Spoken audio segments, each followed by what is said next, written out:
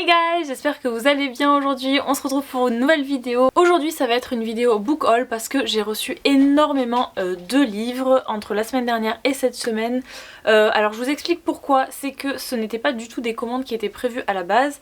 Sauf que entre temps est sorti le tome 3 du Pont des Tempêtes. Et regardez-moi ce relié, il est absolument magnifique.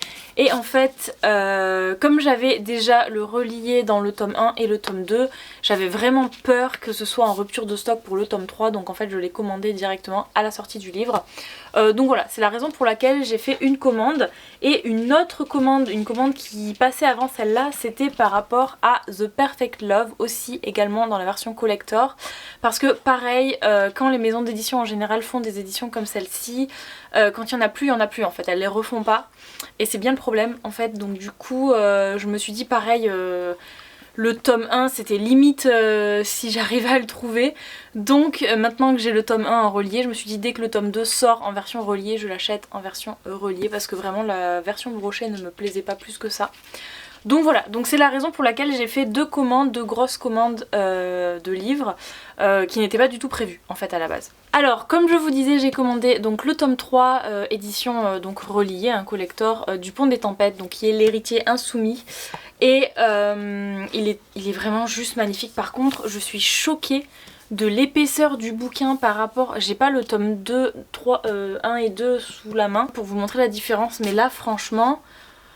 il est super gros en fait, je m'attendais pas du tout à ça, je pensais qu'il allait être à peu près pareil comme les deux autres, donc à peu près, je dirais que les deux autres sont à peu près comme ça, quoi, donc ça veut dire qu'il y a tout ça en plus. Voilà, je l'ai trouvé super gros quand je l'ai reçu, j'étais impressionnée, je me suis dit ah ouais quand même. Donc pareil pour le livre en fait, il est exactement pareil que tome 1 et 2, sauf que là au lieu d'être, je crois que c'était jaune... Et je me rappelle plus, le premier peut-être violet je crois. Ici c'est bleu il me semble si je me trompe pas, donc c'est un peu bleuté. La carte c'est toujours la même carte à l'intérieur. Par contre le dessin, donc le fan art à l'intérieur est vraiment magnifique. Regardez-moi ça, vraiment l'illustration est trop belle. Et je suppose que à la fin du livre c'est la même illustration. Oui c'est ça, c'est exactement la même. Mais franchement... le jaspage est trop beau sur ce livre là, c'est trop beau. Donc là j'imagine que l'histoire se passe dans le désert. Soldate dans l'âme et héritière d'un empire, Zara a fondé sa vie sur deux certitudes. La première est que la famille Valiant a assassiné sa mère, la seconde que sa quête de vengeance mettra chacun d'entre eux dans la tombe. La guerre sans fin entre Maridrina et Valcota fait rage depuis des générations, tuant par milliers parmi le peuple de Zara. Cependant, une rencontre de hasard avec un Maridrinien anonyme et étrangement attirant amène Zara à se demander si les violences qu'elle a commises au nom de la justice n'étaient pas plutôt des crimes, et chaque nuit quand elle rejoint cet homme, elle trouve dans ses bras une passion ardente, ainsi qu'un terrain d'entente. Mais lorsque les identités sont révélées au grand jour, Zara doit décider si elle donnera une chance à la paix ou si elle répondra à l'appel des tambours de guerre. Oui c'est bien ça, c'est que tome 1 et 2 sont sur un couple et tome 3 et 4, donc celui-ci est le dernier tome normalement de la saga, sont sur un autre couple, donc c'est une autre histoire. Donc en soi il n'y a pas de spoil hein, même pour ceux qui n'ont pas lu hein, par rapport au résumé. Donc voilà, c'est vraiment une autre histoire par rapport aux deux premiers tomes. Et ça a l'air sympa aussi, mais il est vraiment gros, je suis choquée. Voilà, et combien de pages? 530 non 550 pages. Waouh, il y a beaucoup de pages. Donc voilà, j'ai vraiment hâte de le lire parce que j'avais beaucoup aimé le premier tome et d'ailleurs je vais bientôt lire le tome 2. Donc voilà, le tome 3 j'ai vraiment hâte. Donc alors on continue avec celui que je vous disais tout à l'heure, donc la version reliée, la version collector de The Perfect Love. Donc j'ai pas lu encore le tome 1, mais je voulais avoir les deux tomes en fait parce que je pense que je vais les enchaîner quand je vais commencer, puisque de ce que j'ai entendu c'est vraiment, ça a l'air vraiment dingue comme histoire. Il est tout petit mais il y a quand même 500 pages. Il est trop cute, j'aime trop l'intérieur, c'est trop beau. Donc le premier était vert turquoise un petit peu et celui-là est rose. Édition collector avec chapitre bonus inédit et annotation de l'autrice. Oh ça c'est sympa.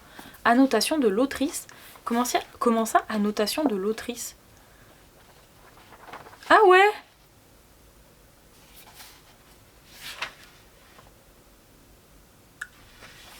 Je suis choquée. Là... Regardez, il y a des morceaux qui sont annotés à l'intérieur du livre. Ah ouais, mais non, mais génial. Ah j'adore. J'adore. L'autrice a écrit en fait. à l'intérieur. J'adore, c'est trop bien. C'est pas moi qui écris hein les gars, c'est vraiment pas moi. C'est vraiment, oh c'est génial je trouve. De voir un petit peu comment elle a modifié et changé le texte. Ah c'est trop cool. Je savais pas du tout par contre que dans la version collector il y avait ça. Ok, c'est super sympa. Alors là pour le coup je vais pas vous lire le résumé au dos parce que j'imagine que ça spoil le premier, je sais pas du tout mais en tout cas je vais pas le lire parce qu'on sait jamais. Si ça vous intéresse, si vous avez lu le premier tome, en tout cas voilà, il y a le deuxième tome en version collector. Ensuite on continue avec The Way to You. Alors The Way to You c'est édition addictive, donc en fait je l'ai acheté celui-ci, je n'étais pas du tout censée l'acheter, en fait je l'ai vu passer sur Bookstar et bon il me disait pas plus que ça, même en ayant lu le résumé finalement il me tentait pas plus que ça, ni au niveau de la cover ni rien, mais j'ai vu énormément de reviews qui étaient très positives et des gens qui étaient très surpris positivement hein, de leur lecture. Donc en fait ça m'a rendue un petit peu curieuse, je me suis dit ah ouais tant que ça ce livre a l'air si bien que ça, franchement il paye pas de mine et pourtant ok. Et comme ce sont les éditions addictives je me suis dit bon ok de toute façon addictive j'aime beaucoup donc on va l'acheter, on va voir, je pense pas le détester celui-ci. Mais voilà, à la base ils étaient pas du tout partis pour le commander, mais du coup il est là quand même. Pour s'aimer, ils devront briser tous les interdits. Après un terrible événement, la jeune Lenny et ses frères ont été forcés d'aller vivre avec Anderson et son fils Dante. Des années plus tard, désormais adultes, Lenny et Dante travaillent en étroite collaboration dans un centre de sauvetage et tout le monde les considère comme frères et sœurs. C'est eux qu'on appelle quand une personne se trouve en danger dans la forêt et chaque mission les rapproche un peu plus. Ils ont grandi ensemble et se connaissent par cœur. Alors pourquoi Lenny ressent-elle un désir qui dépasse l'entendement pour Dante? Et pourquoi cela semble-t-il être réciproque? Tiraillés entre leurs sentiments et le poids du regard des autres, Lenny et Dante parviendront-ils à résister à la tentation? Un amour qui défie les normes. Ok, alors voilà, moi ça me... Bon, je pensais... Ça me tentait pas plus que ça. Mais ce qui peut être sympa, c'est vraiment l'environnement. Le fait d'être en forêt, sauvetage, c'était quoi centre de sauvetage. Franchement, ça peut être sympa parce que c'est vraiment pas un truc qu'on voit partout en fait. Ensuite, on passe à... Queen. Alors, Queen... Que dire, c'est la saga High Heels University, donc je vous montre tout de suite de quoi je parle. C'est l'Exmo, le tome 1 que j'avais lu l'année dernière et franchement celui-là je l'ai lu, ça a été un énorme coup de cœur. Il fait partie de mes livres préférés et franchement si ce n'est pas mon plus gros coup de cœur de l'année 2023, donc vraiment je l'avais adoré, mais un truc de dingue. Ce livre là j'y pense tout le temps, c'est un des livres qui est toujours dans ma tête en fait et je pense que je vais le relire pour pouvoir l'annoter un petit peu. Ce que j'ai adoré en plus dans ce livre c'était les petits dessins qu'il y avait et j'ai vu que dans le tome 2, donc celui-ci, il y a également des petits dessins. C'est trop cute, franchement la mise en page est trop cute. Black Ink, dans tous les cas, je vous l'ai dit déjà, si vous regardez mes vidéos vous savez, Black Ink et Plume du Web, ce sont vraiment mes maisons d'édition favorites. Donc voilà, je sais que ça va être trop bien. L'autrice, de toute façon j'ai une énorme confiance en cette autrice parce que je sais que je vais adorer ce qu'elle écrit. Voilà, donc c'est une romance universitaire. Et pour le coup ici c'est par rapport à Wes je crois, parce que le tome 1 c'était par rapport à Zach. Voilà, Zach et Wes qui est un ami de Zach. Donc voilà, et je crois qu'il y a un tome 3 qui devrait sortir sur un autre de la bande. Mais je sais pas s'il y a 3 ou 4 tomes au total, mais en tout cas c'est pas écrit en tout cas. Mais voilà, je sais qu'il y a plusieurs personnes dans la bande de potes, donc j'imagine qu'il y aura un tome pour chaque. Donc voilà, mais j'ai trop hâte. Queen, c'est l'étudiante de la High Heels University qui se cache derrière un blog féministe de Californie. Les hommes, leurs gros muscles et leur machisme, elle déteste ça. Alors quand elle apprend que son petit frère intègre une fraternité du campus, elle fonce trouver Wes Reed, l'une des figures emblématiques de la maison, et le menace des pires représailles s'il pervertit son cadet. Wes qui apparaît dans celui-ci. Wes, c'est le quarterback le plus populaire de l'établissement. Son arrogance est telle qu'après sa confrontation avec Queen, il ne pense qu'à une chose, ajouter celle-ci à son tableau de chasse. Je vais vous dire un truc, ça m'étonne pas parce que Wes, là, il en tient une couche. Vraiment, il en tient une couche. Il a beau être fun et sexy, collectionner les groupies qui vendraient père et mère pour l'avoir dans leur lit, la jeune fille est loin d'être impressionnée. Et si elle accepte de passer une nuit avec lui, ce n'est qu'en raison d'un moment de faiblesse. D'ailleurs, le sportif ferait bien d'être à la hauteur, car qu'importe la liste de ses conquêtes, sa réputation ne suffira pas à répondre aux exigences de la Queen. Ok, c'est écrit tellement gros là, la dernière phrase. Répondre aux exigences de la Queen, sachant que Queen c'est le titre. En même temps, Queen, c'est un jeu de mots puisque le personnage principal, la fille, s'appelle Queen. Et ici, on met Queen comme étant la reine en fait. Donc, puis il y a une petite couronne hein, dans le truc, donc ça veut tout dire. Il y a vraiment un jeu de mots sur ça, ça a l'air super cool. J'ai trop hâte. Franchement, je pense que ça va être une de mes prochaines lectures, vraiment. Ensuite, on continue avec Checkmate. Et alors là, par contre, je l'ai acheté parce que ce livre, au contraire, me tentait beaucoup par rapport à celui-ci, que je vous disais tout à l'heure, qui me tentait pas plus que ça. Et bon, finalement, il a l'air cool. Par contre, celui-là, au contraire, me tentait énormément au départ, donc je l'ai commandé. Seulement, après avoir fait partir ma commande, j'ai vu énormément de reviews, donc pareil, au contraire du précédent livre, des reviews qui étaient très négatives sur ce livre-là, qui avaient déçu pas mal de monde, qui... je sais pas du tout pourquoi.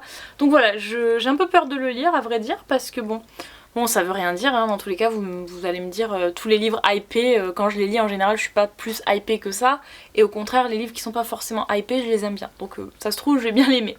Mais voilà, j'ai un petit peu peur quand même. Ma partie, mes règles, ma victoire. Andrea Della Rosa est le fils d'un parrain de la mafia sicilienne et Louisa Cunningham, la fille d'un diplomate écossais assassiné. Entre eux, la guerre est déclarée, mais chacun a besoin de l'autre pour servir sa propre cause, et de fil en aiguille, ils se retrouvent à faire semblant de collaborer. Ça va être bien.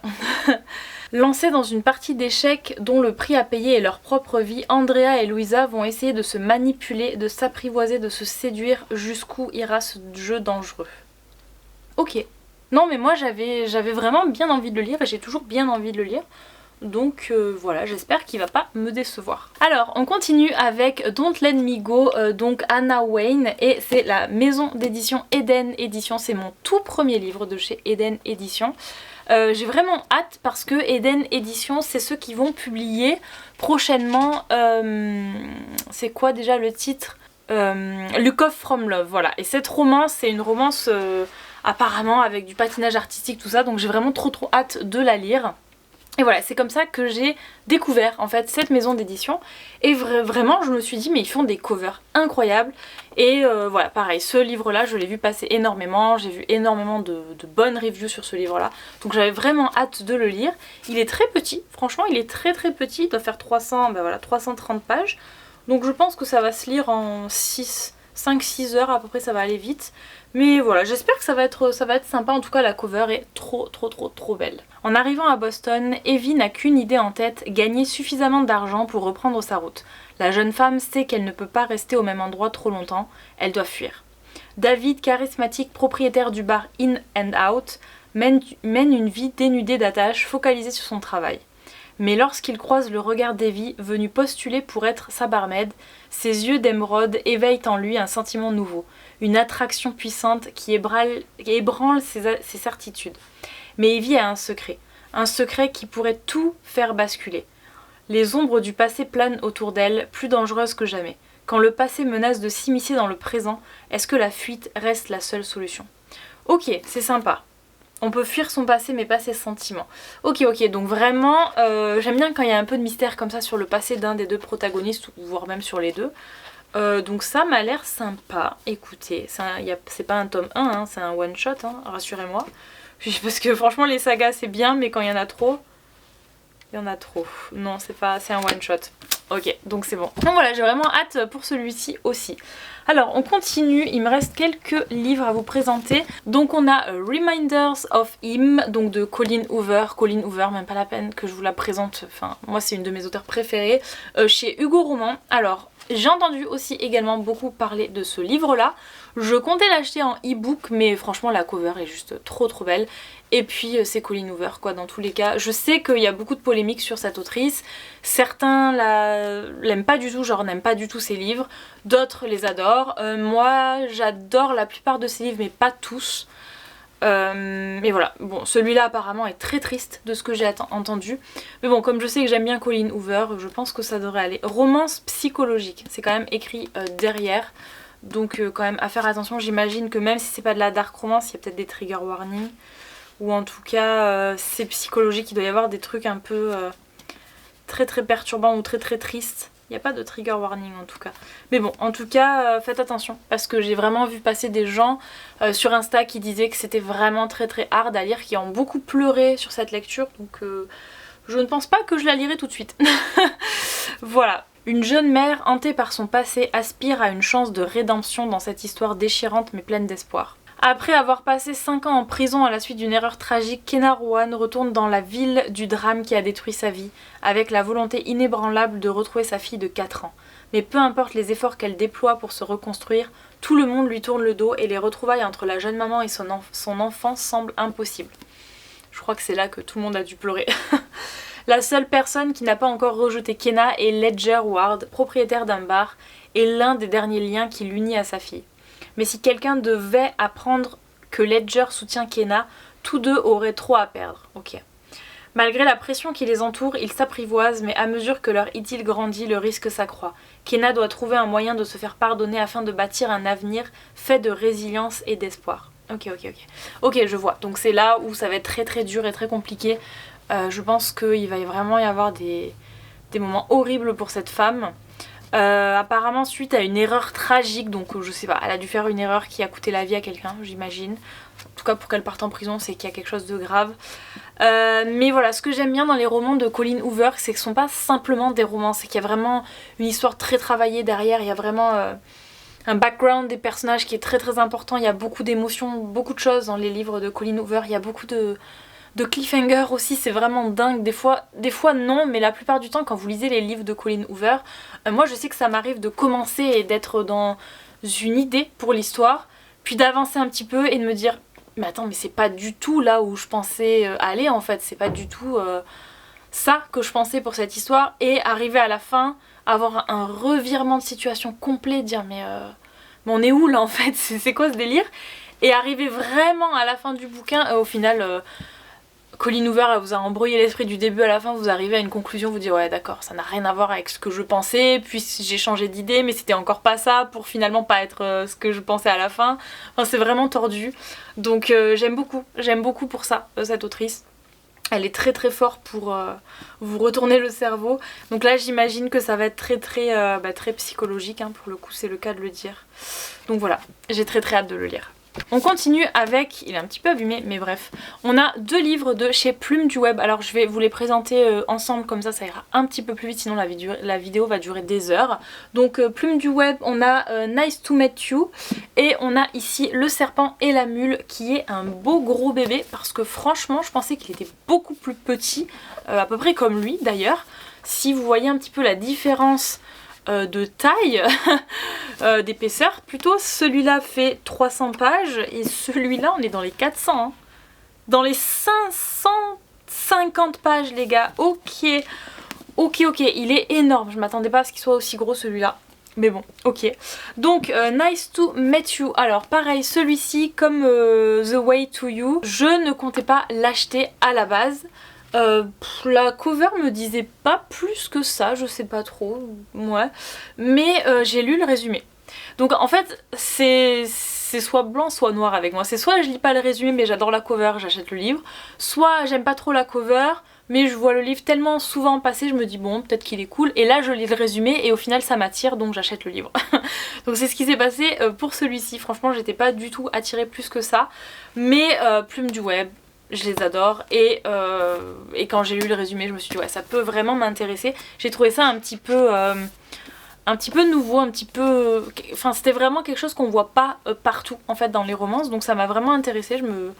Voilà, je suis curieuse de découvrir cette histoire. Détective privé, Jane ne recule devant rien pour mener à bien un contrat, quitte à parfois se mettre dans des situations délicates. Liam, de son côté, passe son temps entouré de momies et d'artefacts égyptiens au fin fond du département archéologie du Metropolitan Museum of Art de New York.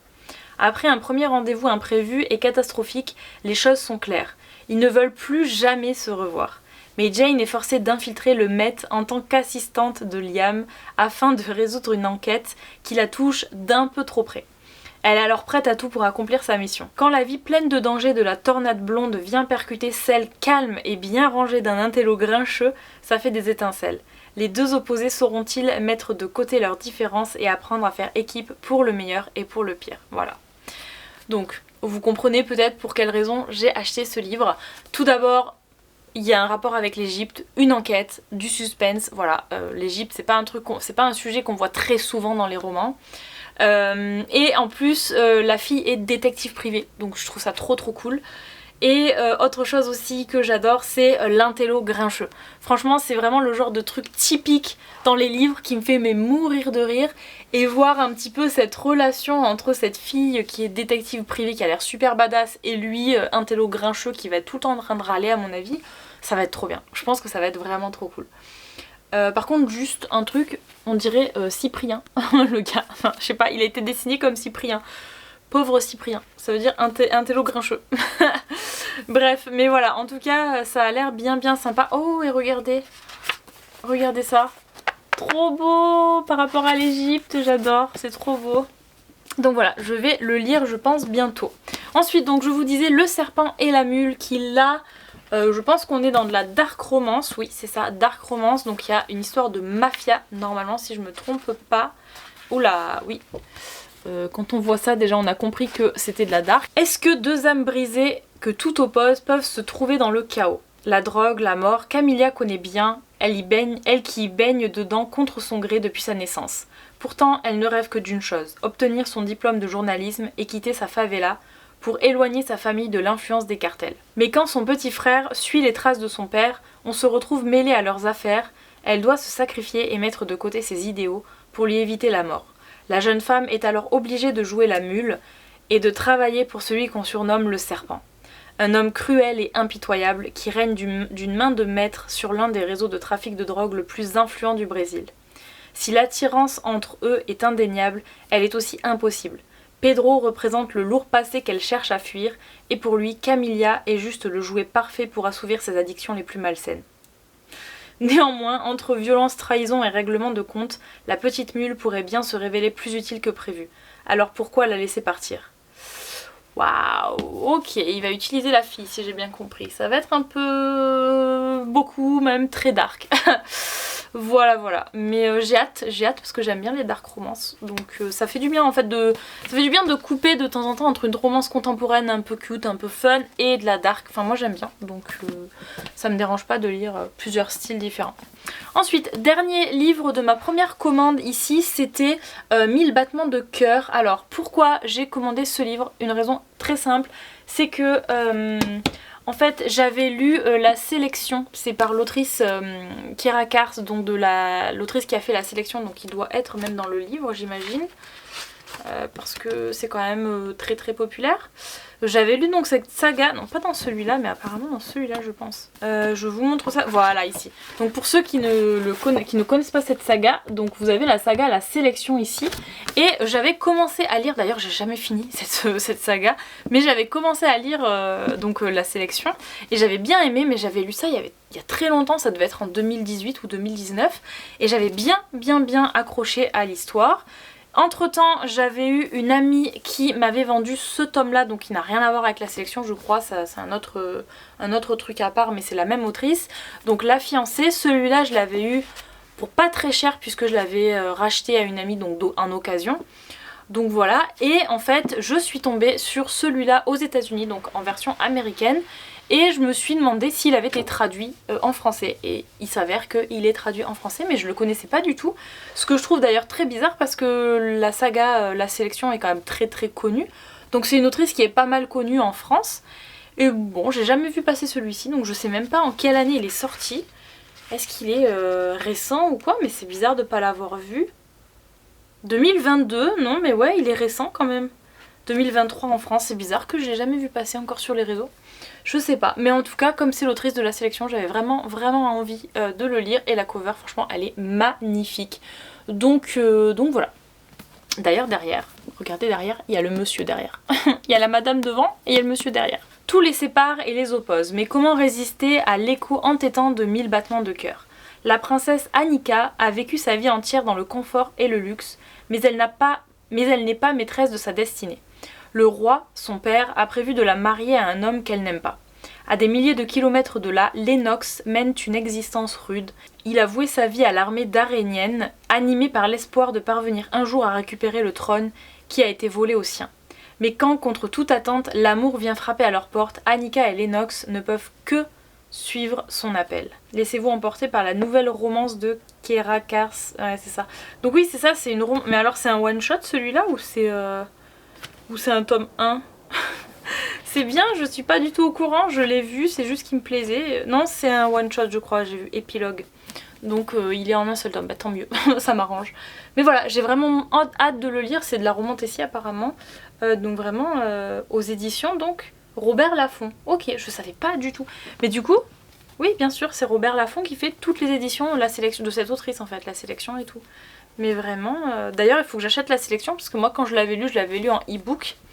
Et je ne les ai jamais achetés et je les veux absolument en version papier. Donc vraiment trop hâte de les acheter aussi. On continue rapidement avec 2 tomes que j'ai ici. On a Troublemaker de Laura Swan, le tome 1. Et on a The Way I Used to Be ici, le tome 1 également. Donc en fait ce sont 2 livres que j'ai déjà lus l'année dernière. Celui-ci, et ben celui-ci aussi d'ailleurs en lecture commune avec des amis sur Instagram. Mais je vous explique, celui-là je l'ai adoré du début à la fin. Il y a quelques longueurs qui m'ont un petit peu énervée, mais en soi, notamment quand c'est un slow burn, mais quand la romance commence, vraiment magnifique. Donc j'ai vraiment adoré et j'ai trop hâte, c'est le tome 2. Là vraiment je n'attends que ça, le tome 2. Donc je voulais l'acheter avant d'avoir le tome 2 afin de pouvoir relire, donc de relire celui-ci et d'enchaîner avec le tome 2. Et quand je le relirai, je veux absolument l'annoter. Donc voilà, je l'ai acheté. Patienter, c'est le quotidien étouffant de June. Elle n'a qu'1 an à passer dans son prestigieux lycée. 1 an à survivre dans une maison où elle n'a pas sa place et où la violence sature l'air. Une nuit, lorsqu'elle est seule chez elle, des voleurs s'introduisent. L'un d'entre eux la repère et lui ordonne de se taire, lui sauvant ainsi la vie. Alors que des mois plus tard, cet épisode semble oublié, un nouvel enseignant fait son apparition dans son lycée. Ce remplaçant n'est autre que le cambrioleur, l'ayant épargné cette nuit-là. Shane, qui s'est exilé à Londres suite à une série de mauvais choix, se voit désormais confronté à June, témoin d'un passé qu'il avait laissé derrière lui. Pour s'assurer de son silence, il est prêt à toutes sortes d'intimidations. Mais June n'a pas l'intention de céder car si Shane est déterminée à garder ses secrets, elle se bat aussi pour préserver les siens. Alors, je vous explique un petit peu. En fait, je l'ai lu et il y a des choses au début que j'aimais pas trop dans le sens où le mec c'est quand même un cambrioleur, il vient cambrioler la fille et il se retrouve à être son professeur dans une école super huppée, genre avec que des riches et tout ça. Je me suis dit, c'est quand même genre parce qu'il a les bras longs, enfin un ami qui l'a recommandé tout ça. Le mec il a aucun diplôme, il a rien, il arrive à se retrouver prof de je sais plus quelle matière. C'est un peu limite quand même. Mais bref, en dehors de ça, toute l'histoire ça va, c'est cool, c'est sympa. À part le passage, le harcèlement scolaire, c'est vraiment très dur. Il y a vraiment des scènes qui étaient très dures et très tristes. Mais la romance est incroyable. J'ai vraiment adoré la romance. Attention, c'est un très gros slow burn. C'est-à-dire que les protagonistes se cherchent plus ou moins, mais vraiment ça commence là quoi, à la fin du bouquin. Et ça finit pas vraiment puisque bah, je vous dis on attend le tome 2 donc il y a une espèce de plot twist à la fin qui fait qu'on est bien dégoûté et que forcément on a envie du tome 2 donc voilà mais bon ça m'a quand même mis des papillons dans le ventre donc je suis désolée, c'est une romance que j'ai beaucoup aimée donc voilà, donc je l'ai acheté. Ensuite celui-ci j'ai eu beaucoup de mal à le lire pour la première partie, donc à peu près la moitié du livre. J'ai eu beaucoup de mal, c'est du young adulte, c'est vraiment écrit comme du young adulte. Je me suis dit mais ça a ni queue ni tête, ça passe d'un truc à l'autre, enfin les jours défilent super vite, enfin c'est très bizarre. Mais c'était très émotionnel, c'était très compliqué à lire quand même, mais c'est vraiment un très beau livre, c'est-à-dire que passer la moitié et le fait que ce soit du young adulte, la dernière moitié, la deuxième moitié du livre est vraiment l'histoire de manière générale est vraiment triste et très belle. Et en fait j'ai qu'une envie, c'est de lire le tome 2 maintenant, en plus le tome 2 est magnifique. Et franchement même le tome 1, franchement la cover est trop belle, les lettres sont en relief, ça brille, c'est trop beau.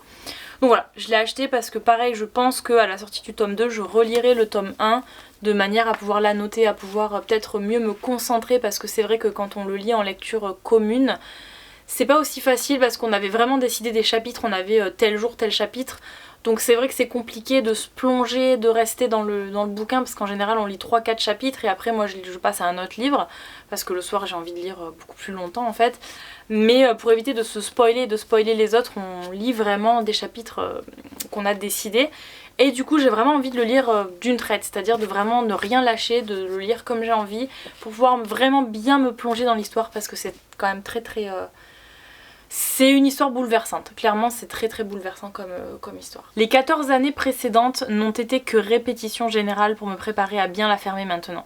Une nuit, le monde d'Eddie bascule et ses certitudes volent en éclats. Une nuit où le meilleur ami de son frère la viole et la laisse anéantie. Alors Eddie enterre au plus profond de son être celle qu'elle était. Les amis, les mecs, plus rien ne pourra jamais être comme avant. Désormais, elle prendra tous les matins le chemin du lycée, les poings serrés et les yeux secs. Une parole à vif, le combat acharné d'une adolescente victime de viol pour trouver la force de continuer à vivre et à aimer. Ouais, c'est vraiment ça et c'est vraiment très fort comme récit. Donc si vous avez l'occasion de le lire et si vraiment vous ne détestez pas ce genre de lecture qui a rapport au viol, c'est vraiment très poignant. Ouais, c'est incroyable. Ce livre est quand même pas mal. Vraiment pas mal fait. Ok, on continue avec la version reliée de Au plus profond de la forêt par Holly Black. Alors je crois que celui-ci il est même pas sorti en brochet, en version brochet. Je crois qu'il n'y a que la version reliée. Donc vraiment elle est trop belle. Par contre, bon, l'intérieur ici c'est des petits insectes. Donc voilà, mais le livre en soi est vraiment très beau. Donc voilà, j'aime beaucoup le livre, j'aime beaucoup le relié. Par contre, je vous dirais que, bien évidemment, la saga la plus connue de cette autrice, c'est la saga du Prince Cruel. Donc j'ai un petit peu peur pour cette lecture parce qu'en fait, j'ai commencé la saga Le Prince Cruel et j'ai pas du tout accroché, j'ai pas du tout aimé, donc j'ai arrêté. Alors j'aime pas trop quand j'arrête de lire des livres comme ça en plein milieu. En général, je leur donne une seconde chance quand j'ai un peu de temps. Donc il y a beaucoup de livres comme ça que j'ai DNF et je pense que je reprendrai plus tard. Dont cette saga, mais voilà, c'est possible que ce soit pas le bon moment, le bon mood, où il y a plein de choses qui peuvent entrer en compte par rapport à cette lecture, mais ça m'a vraiment pas plu plus que ça, donc j'ai un peu peur parce que je me dis est-ce que c'est moi avec cette saga ou est-ce que c'est la plume de l'autrice que je n'apprécie pas. Donc bon, j'ai acheté celui-ci, j'espère que je vais l'apprécier franchement. Je sais pas du tout si c'est une saga ou si c'est un tome ou si c'est juste un tome simple, je sais vraiment pas. Mais en tout cas il est très beau. Un roman à la frontière entre notre monde et celui des fées. Au fond de la forêt de Saulclair, celui qui cherche bien peut trouver un cercueil de verre. À l'intérieur, un garçon fée, doté de cornes et d'oreilles, aussi pointus que des couteaux et assoupi depuis des générations. Hazel et son frère Ben étaient amoureux de lui quand ils étaient plus jeunes. Mais le jour où l'étrange garçon se réveille pour sortir de sa prison de verre, le monde bascule. Hazel pourra-t-elle échapper aux trahisons et sauver le village de Saulclair du danger qui menace? Ça peut être sympa, franchement une romantécie comme ça peut être sympa. Je sais même pas s'il y a de la romance dedans en vrai. J'imagine que oui, mais je suis même pas sûre. Non, c'est peut-être juste de la fantaisie en fait, je sais pas du tout. Mais voilà, j'ai quand même très hâte de le lire parce que comme je vous dis, j'ai pas du tout trop apprécié plus que ça le tome 1 de la saga le Prince Cruel. Mais j'ai vraiment envie d'apprécier une lecture de Holly Black en fait, donc voilà, j'ai beaucoup d'attentes. J'ai peut-être trop d'attentes. Alors, on termine bientôt cette vidéo, on a encore 3 livres à voir. Donc The Coldest Winter de Brittany C. Cherry. Alors, cette autrice, c'est un peu contradictoire pour moi. J'aime ses livres, mais pas autant que ça. C'est-à-dire qu'il y a beaucoup de gens qui partagent, que ce soit le Bookstar américain ou français, il y a beaucoup de gens qui mettent du 5 étoiles, des gros coups de cœur, tout ça. J'ai pas eu forcément de gros coups de cœur pour cette autrice. Tous les livres que j'ai lus d'elle, c'était bon, des bonnes lectures, mais c'était du 3 étoiles, 4 étoiles maximum. Mais voilà, et celui-ci pareil, je l'ai vu beaucoup passer. Je sais qu'il y a des erreurs de traduction, j'ai vu des erreurs de traduction, j'ai vu passer des choses aussi qui m'ont un petit peu choquée d'ailleurs, sur certaines scènes qui ne devraient pas être traduites comme ça parce que ça porte un petit peu à confusion, mais bref. Écoutez, je crois que cette histoire est très belle, en tout cas de ce que j'ai entendu aussi. La cover est également très belle, le livre est très beau, on va pas se mentir. Donc voilà, j'ai quand même très envie de le lire, donc je l'ai acheté. Après notre aventure d'une nuit, j'ai su qu'il m'était interdit. Lorsque j'ai rencontré Milo Corti, il était en plein dans sa période autodestructrice et moi j'entamais la mienne. Le soir où nos chemins se sont croisés à cette fête étudiante, nous n'avions qu'une chose en tête, passer un bon moment et oublier temporairement nos orages personnels. Je pensais ne jamais le revoir jusqu'au jour où, prenant mes fonctions de professeur stagiaire, je le trouvais assis juste en face de moi, un élève parmi les autres. J'étais désormais contrainte de côtoyer la personne qui était censée n'être qu'un souvenir. Plus nous passions de temps ensemble, plus il m'attirait. Quand son monde s'écroula, je ne pus m'empêcher de me rapprocher de lui. J'avais toujours fait ce qui était bien. Pour la première fois de ma vie, j'eus envie d'accomplir quelque chose de très mal. Tomber amoureuse de la seule personne qui était intouchable. Le problème, lorsqu'on tombe amoureux d'une chose interdite, une fois la descente entamée, il n'y a pas d'autre issue que s'écraser et partir en flammes. Voilà, donc c'est également un roman, un drame psychologique, donc j'imagine que ça va être très triste. J'espère que ça finit bien, mais j'ai vraiment un doute. Donc voilà, mais j'ai trop envie de le lire parce que c'est vrai que j'entends beaucoup parler de cette nouveauté, donc vraiment trop hâte. Ensuite, on a Archer Voice, donc là j'ai acheté le livre en VO parce que cette cover est sortie en version française mais au format poche et j'ai du mal avec les formats poche, donc désolée, mais le format broché, la cover, elle était pas ouf quoi, voilà. Donc voilà, je pense que je vais le lire en VO et puis voilà. Donc j'ai même pas le je vais pas vous lire le résumé en VO, ça sert à rien, mais j'ai pas le résumé, je vous le mettrai peut-être dans la vidéo, le résumé en français pour ceux que ça intéresse. Je sais que c'est une lecture qui est très difficile aussi, qui est vraiment qui brise le cœur, donc ça sera pas pour tout de suite, mais voilà. Et j'ai des amis qui ont ce livre là qui est leur livre préféré en fait de tous les temps, donc vraiment j'ai très hâte de le lire, mais en même temps j'ai très peur, donc vraiment j'ai pas envie de pleurer en fait dans mes lectures, j'ai vraiment envie de passer un bon moment, donc je sais pas, je le lirai mais je sais pas encore quand. Ok, on passe maintenant au dernier livre donc de cette vidéo. Donc le dernier livre c'est un tome 2 qui fait partie d'une saga. Donc en fait c'est la saga Tempting Love, donc on avait le témoin tome 1 et l'athlète tome 2. Alors c'est le tome 2 que je viens de recevoir, je sais même pas si je vous avais présenté le tome 1. Je l'avais reçu dans une précédente commande, je crois que quand il était sorti ça devait être fin janvier ou février, je sais plus. Mais voilà, et j'attends le tome 3 qui sort bientôt normalement. Pour pouvoir commencer cette saga, donc je crois qu'il y a 3 tomes au total. Je suis pas trop fan des formats poche, mais ils sont trop mignons. Vraiment, les covers sont très belles. Donc voilà, donc je les ai achetés. Je connais pas du tout cette saga là. J'en ai entendu parler mais je l'ai jamais lu. Donc je me suis dit pourquoi pas, sachant que les covers sont très belles. Le tome 3 qui est, je sais pas si vous allez bien voir, qui est vert comme ceci ici. Donc voilà, j'attends juste la sortie du tome 3 pour pouvoir avoir la saga complète et pouvoir commencer à lire. Donc je vais vous lire le tome 1 parce que je crois que je vous l'avais pas présenté. Si le hasard faisait bien les choses, Madison a toujours été folle de Chase, le meilleur ami de son frère. Tous deux formeraient un couple parfait s'ils ne jouaient pas les séducteurs et s'ils ne passaient pas leur temps à s'engueuler pour un oui ou pour un non. Manque de chance, le frère de Madison se marie et il a choisi Chase pour témoin. Madison va devoir partager avec lui une suite nuptiale d'un goût douteux pendant les noces. S'obstinera-t-il à la considérer comme une gamine? Craint-il la réaction de son meilleur ami au point de se dégonfler? Au programme, duel à mort ou réconciliation sous la couette. Ouais, ça a l'air fun, une petite romance contemporaine, basique on va dire. Franchement ça a l'air pas mal. Et le tome 2, donc l'athlète, donc c'est il y a 3 tomes dans la saga, mais c'est 3 tomes différents, donc 3 couples différents. La presse à scandale a encore frappé. Bridget est célibataire et le vit plutôt bien en règle générale. Mais ce soir-là, particulièrement déprimée, elle noie son désespoir dans une boîte branchée où elle rencontre Chad, la star de l'équipe de baseball, un vrai tombeur. Malheureusement, les paparazzis s'en mêlent. Fatigué de ses frasques, son manager pose un ultimatum. Si Chad n'arrive pas à convaincre le monde entier que sa dernière conquête est sa petite amie, il peut dire adieu à son contrat. Bridget n'est pas du genre à jouer la comédie, mais elle va prendre son rôle très à cœur. Ok, ça c'est plutôt sympa, c'est le genre de trope, le fake dating. Donc c'est vraiment un des tropes que j'aime beaucoup, qui me fait beaucoup rire, qui finit toujours par un vrai dating finalement. Donc voilà. Par contre il y a une petite erreur au niveau du livre quand il a été coupé, les pages ont été coupées, et je sais pas si vous allez voir, en fait les pages ici, elles ressortent là. On a un petit, ça ressort en fait ici, c'est pas du tout plat, c'est trop bizarre. Donc ça a été mal coupé, j'imagine, elles sont plus longues. C'est un peu dommage. Je suis très maniaque avec mes livres. Mais bon, bref, tant pis, hein, de toute façon, pas trop le choix, pas le renvoyer. Mais bon, ok, bon. Il y a rien de spécial sur la tranche du livre, là c'est juste blanc, c'est dommage. Ils auraient fait un truc un petit peu comme les covers, ça aurait été sympa. Mais voilà, ils sont trop mignons, ils sont tout petits, trop mignons, tout fins, tout floppy. Franchement ils sont sympas, ils sont pas mal. Voilà, cette vidéo est maintenant terminée, j'espère qu'elle vous aura plu. Si c'est le cas, n'hésitez pas à la liker, à laisser quelques commentaires. Donc dites-moi un petit peu si vous avez lu ces livres là, s'ils vous tentent, si vous avez envie de les lire, etc. Sur ce je vous laisse et je vous dis à bientôt dans une prochaine vidéo. Ciao tout le monde!